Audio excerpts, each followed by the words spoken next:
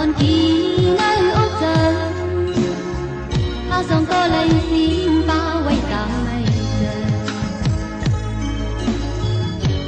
to tham cân sang si sang ấm quay cũng khá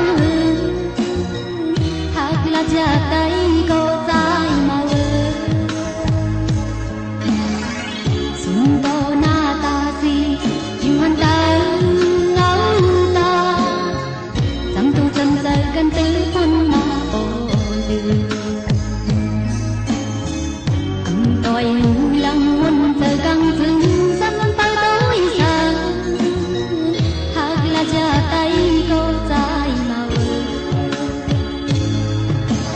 trên rừng nhiên nàng ca hơi tay ướt quay to sức ra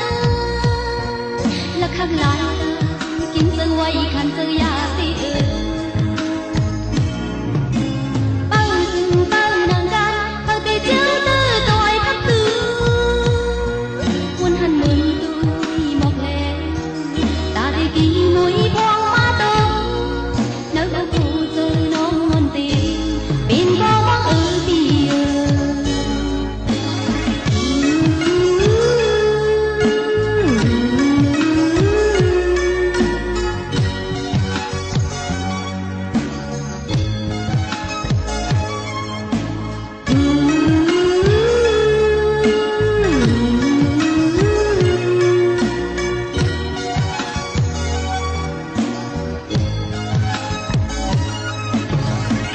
sung to na ta si